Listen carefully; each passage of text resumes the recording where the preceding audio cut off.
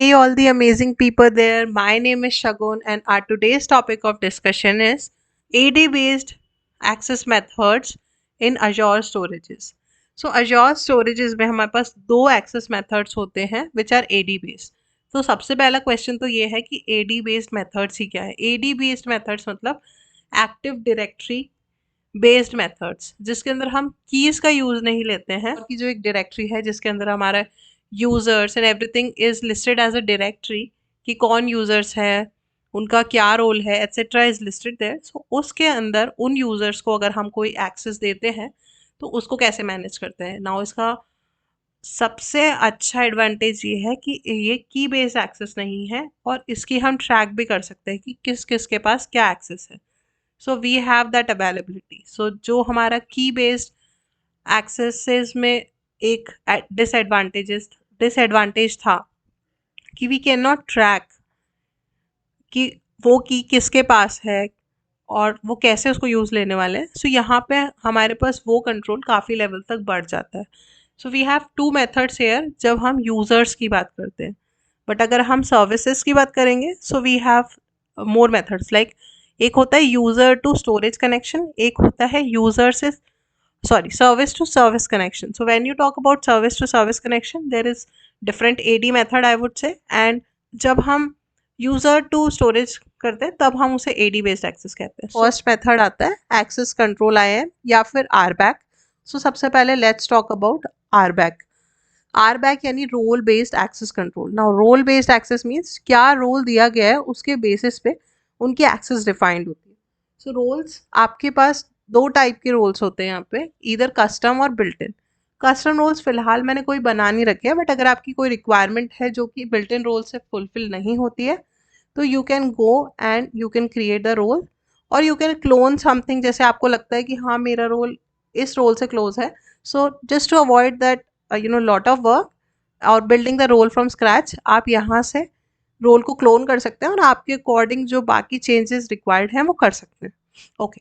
सो हम फिलहाल मैंने एक यूज़र बनाया है यूज़र वन के नाम से. So this is our user one. Okay. And इसको हमने एक रोल असाइन किया है which is called storage block data reader role. और ये आप देख सकते हैं कि मैंने इसको पूरे स्टोरेज अकाउंट लेवल पे असाइन किया है.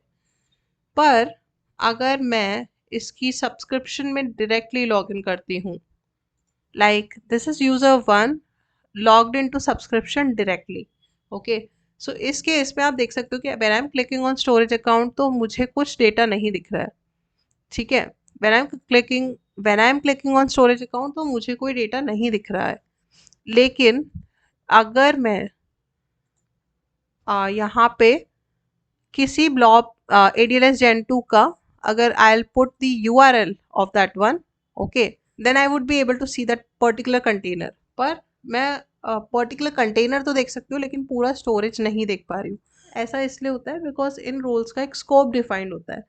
नाउ जब हम बात करते हैं storage block data reader role की, so storage block data reader role if I read it for you, इसका डिस्क्रिप्शन कहता है allows for read access to Azure storage block containers and data. So the main point is इसका scope यहाँ define हो गया, storage block containers and data. So this role is just for block containers and data. But हमने तो ये role पूरे storage account level पे assign किया है. अब इससे होता ये है कि अगर आप पूरे स्टोरेज अकाउंट लेवल पे इस रोल को असाइन करते हैं तो आपको हर कंटेनर पे जाके इस रोल को डिफाइन नहीं करना पड़ेगा. अदरवाइज एक एक कंटेनर आप जो भी बनाएंगे उन पे आपको ये रोल डिफाइन करना पड़ेगा टू सी दैट. तो अगर आप चाहते हैं कि किसी को आपका पूरा स्टोरेज के सारे कंटेनर्स पे एक ही बार में एक्सेस मिल जाए, in that case you can just assign the roll on storage account level. But the next condition is कि फिर अगर हमें स्टोरेज भी देखना हो, क्योंकि let's say we are logging in from portal या फिर स्टोरेज एक्सप्लोरर से भी लॉग इन कर रहे हो, in both cases you want कि आपका यूजर जो भी है that is able to see this storage. तो इस केस में हम क्या कर सकते हैं, like this is see user one से मैंने ओपन कर रखा और यहाँ पे अभी हमें स्टोरेज नहीं दिख रहा है. ठीक है. तो what we will do is that we will add this a role assignment. और वो रोल असाइनमेंट क्या होगा, वो होगा reader role. Okay. So when we give it this reader role we'll do select members and I'll give it to user one, select review plus assign. मैंने ये user अलग से इसलिए बनाया है क्योंकि मैं ऑलरेडी सब्सक्रिप्शन की ओनर हूँ। So lot of things I inherit from that subscription. So roles को एग्जैक्टली एक्सप्लेन करना उस केस में थोड़ा सा डिफिकल्ट हो सकता है। So that's why I have created this. Okay, so आप देख सकते हो कि ये रोल असाइन हो गया है। कई बार ये रोल असाइन होने के बाद थोड़ा सिंक में टाइम ले लेता है, कई बार ये इमीडिएटली सिंक हो जाता है। So let's refresh. अभी तक सिंक नहीं हुआ है, we'll wait. So you can see कि अब ये स्टोरेज हमारा सिंक हो गया और यहाँ आ गया है and it is able to see the storage. So ये जो अभी हमने रीडर रोल असाइन किया है वो सिर्फ इसलिए असाइन किया है क्योंकि हम चाहते थे कि ये स्टोरेज अकाउंट की जगह आप इसे ऐसे कंसिडर कीजिए कि कोई भी सर्विस जिसे हम अजोर पोर्टल पे देखना चाहते हैं उसकी विजिबिलिटी के लिए ये रीडर रोल होता है। बट उसकी फंक्शनैलिटी वो कैसे वर्क करेगा that is decided by this other role जो कि स्पेसिफिक टू दैट सर्विस होता है। And I will show you कैसे डिफर करता है। जैसे कि फिलहाल इसके पास है ब्लॉब डेटा रीडर, सो जो भी डेटा है उसको ये रीड कर पाएगा। But if I try to upload anything into it, browse for files and let's say input, so open, so upload, so fail to upload because it is not authorized। पर ये इसे download कर पाएगा। if I try to download this file, so save, so you can see it is downloaded। अब हम क्या करते हैं कि इसके ऊपर से storage blob data reader role को रिमूव कर देते हैं।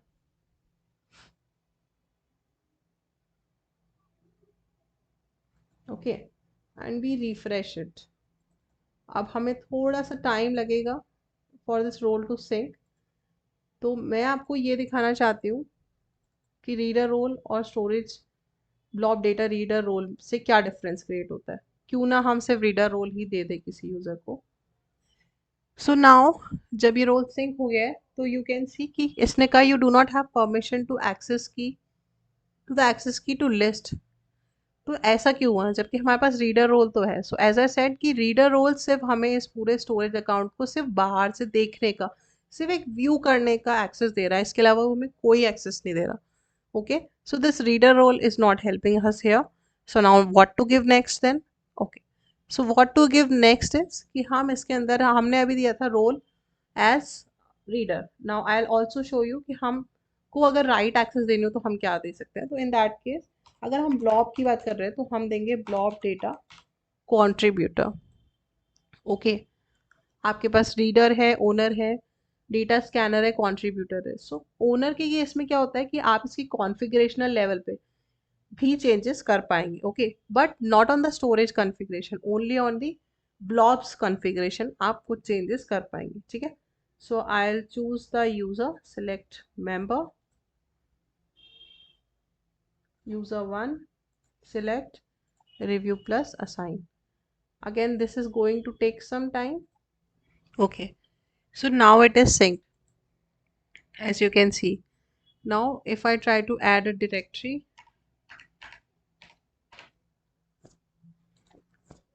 you can see it has successfully added it।